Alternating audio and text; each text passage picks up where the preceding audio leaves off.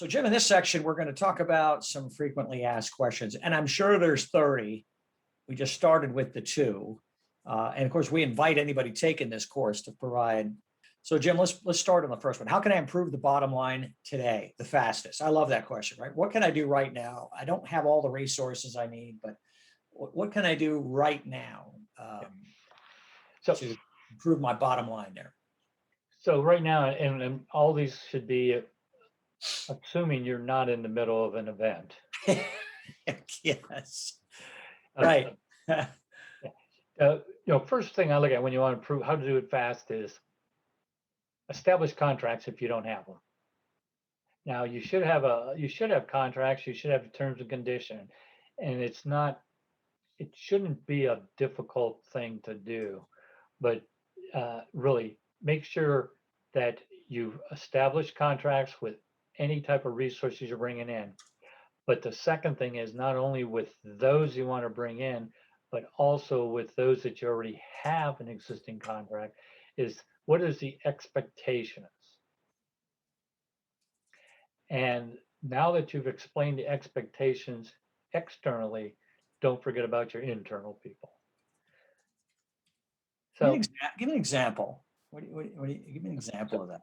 So, and I keep going back to the size of the crew, but let's go to travel time.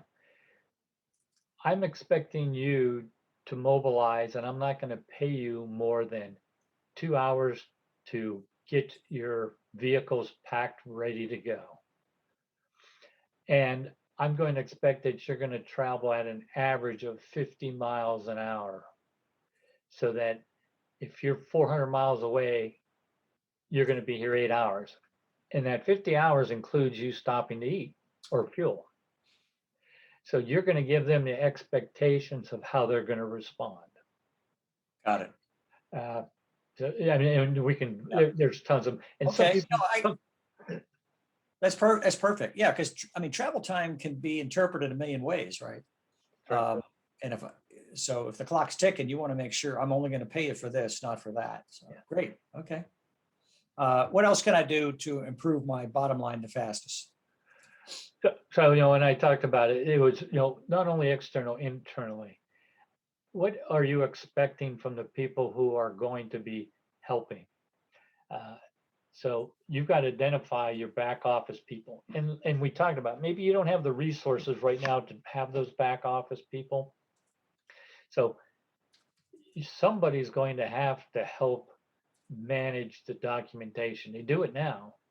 You're going to have to talk to them on the expectations of what is required. That's where a checklist is really great. Just here's what I expect you to do. Oh, I only do it once a year. Here's a checklist.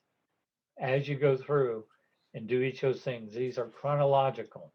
Do this for each and every crew that comes in, or do this for every event, depending. You can have individual checklist or an overall event checklist, or both. That helps you get through it. Right. That's just a couple of things, but we can. Those are quick hits, and I call them low-hanging fruit because it's not. Everything takes effort. Yeah. But this effort definitely will help you reduce internal labor and management struggles during and after an event. Excellent. Very good. The next one is, how can I best manage resources to make a difficult change? That's one of the biggest things, and that it goes back to culture change. And if we could figure out how to make culture changes seamlessly or efficiently, it would be great. I'd probably have retired many years ago.